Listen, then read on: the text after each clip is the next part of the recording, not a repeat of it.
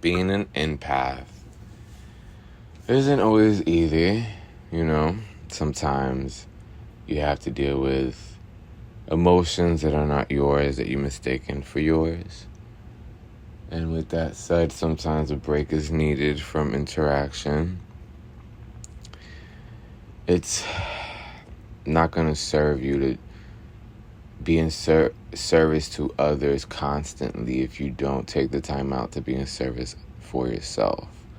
Because it's the only way that you can multiply your energy, your source of love, and give it to others. But if you don't isolate once in a blue so that you can balance yourself out, it feels difficult to exist.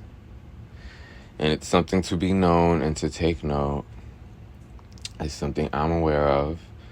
I do love isolation for that reason. It has a new meaning for me now. And it has something to do with the fact that, I'm a lot more social now, so I can see from that perspective.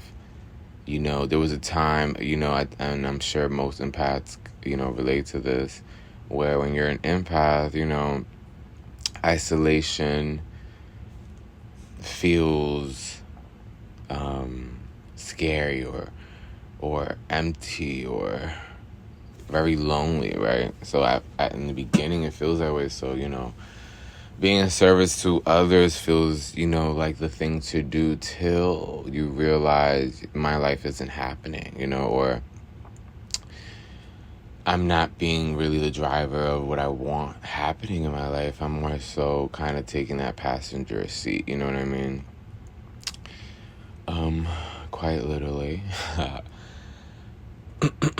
But I'm sure a lot of empaths, deal with this sort of emotional struggle when it pertains to deciphering, what's the right thing to do per moment. Sometimes it's like, do I engage in this or not? I feel pulled towards it, but it also doesn't feel like it serves me in this moment, understanding the balance with that, because you could be tempted to enjoy a certain moment when you're supposed to, maybe hustle and buckle, you know what I mean?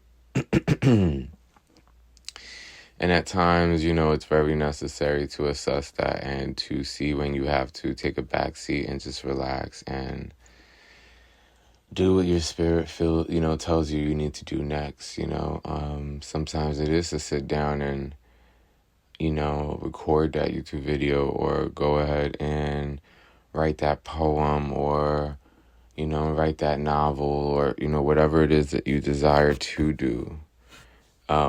To kind of make sure that that's happening as well for the sake of developing an ego that's healthy, right? Because if that is not taken note and you exist for others, there will come a point where you either will feel defeated or just completely empty and not seeing the value in living. So it's very important to develop that ego when being an empath, because it's not innate to have ego when being an empath. It's almost not accessible at first, right? It's something that you have to kind of develop. And if you don't, there is consequences, unfortunately. There is, ego isn't a bad thing. We need ego. Ego is what drives passion, is what drives, the life force of what we need to do next. And it's how we connect to spirit from a human level, right? So it's like being one with the human desires and innate, the innate desires and loves that, one desires to experience and have and obtain. So, it's important to understand, in order to obtain the things that you desire, ego needs to be, at the forefront, getting it for you, right? And there needs to be that sort of presence that can command the reality that you want. So without that ego, there is no desired reality. And even then, you don't really know what you want your reality to be unless you assess what it is that you desire, which then in turn develops, a sense of ego, a sense of self, right? So it's so important to just look out for, where the areas of improvement are within yourself, and just accepting what they are. You don't have to like them, right? But the minute you do accept them, it's almost as if the consciousness wraps itself around it and figures out a solution for you, almost without you having to do any work other than acknowledge and accept the things that you don't want to see, the ugly, the things you need to work on, the things you need to improve on, right? Because if you don't, then you won't develop yourself as an individual. So you need to also see how maybe people pleasing and over serving and being there for everybody is going to serve you at a point. There needs to be a moment where you take some time to be there for yourself, right? And there's nothing wrong with it. I think there's a bit of guilt felt, as if like you're not doing what other people want you to do, so you sense the disappointment, but you kind of have to like override that with the fact that your life still has to exist, and at some point you can't unfeel the environment, right? So at some point you kind of have to develop an emotional backbone too, where you have to be there for yourself and kind of talk yourself into why you need to do what it is that you are about to do or want to do, right? To kind of like remind yourself that your existence matters too, that you deserve to own this moment, make it yours. It's your world just as it is everyone else's. So exist, so make it happen. Let your ego develop and be present. It's okay to feel like you're the best or great at something. That doesn't have to be a narcissistic trait. That could be a self-loving trait. You know what I mean? That's the way you develop a healthy ego. You can't develop an ego where the validation, stems from other people treating you a particular expected way. You kind of have to, alleviate yourself from all these expectations altogether, hit the reset button with your perspective and kind of see things a lot more differently and see it as nothing has to happen, but it's happening. And you have the free will to make it happen as you wish. To remind yourself of that, it's very important.